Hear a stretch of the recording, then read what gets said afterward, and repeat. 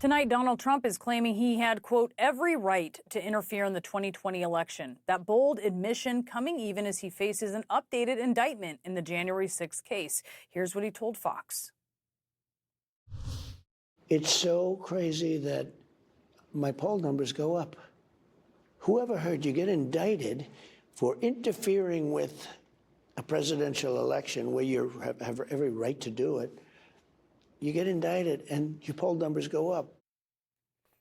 Out front now, Sergeant Aquilino Gonell, one of the Capitol police officers who defended the U.S. Capitol and was injured on January 6th. He is also the author of the book, American Shield. Officer, thank you for being with us tonight. I do want to start with those comments that you just heard from Trump. What do you think about what he said, that he has every right to interfere, had every right to interfere in the election?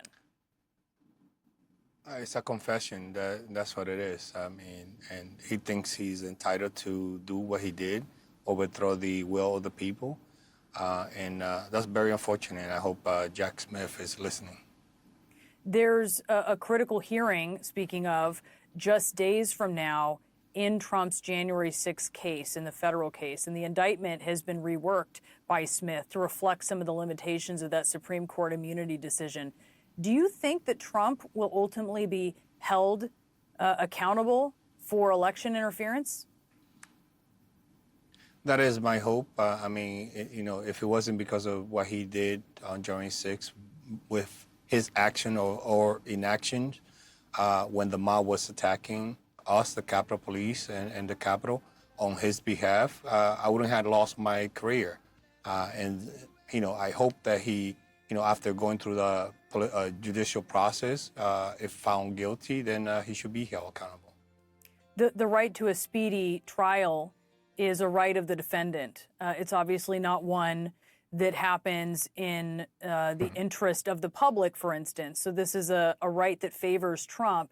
But the fact that you likely will not see that move forward and have an answer for his actions leading up to and on January 6th, what does that mean to you? Before the election, I mean.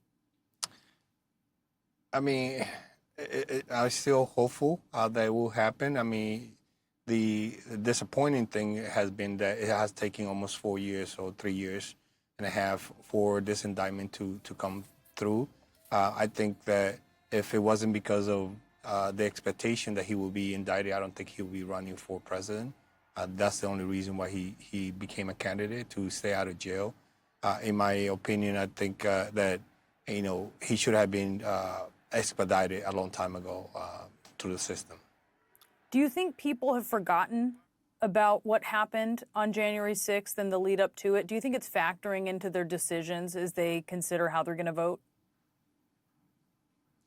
I hope not. Look, again, if this attack on the Capitol would have been done by any other group, I'm sure the the 220 elected officials from the Republican side, they would have been calling for, a speedy trial, for accountability, for honoring the officers who defended the Capitol on January 6th, instead of not even the plaque on the tunnel of the Capitol, a law that 2 years ago it was passed, and yet Mike Johnson still refused to even entertain the idea of us putting those names on the wall. So the future president, before they get sworn in, they get to see where officers like myself risk all to defend the Capitol.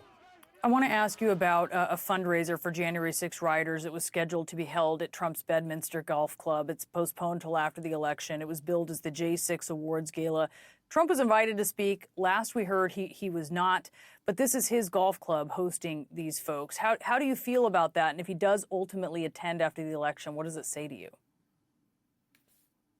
It says, I mean, it's clearly that him and his allies had chosen to side with the insurrectionists instead of the officers like myself. Again, we risk our lives. Many other officers like myself had to leave the job, the department, because of the injuries and the mental health trauma that we sustained.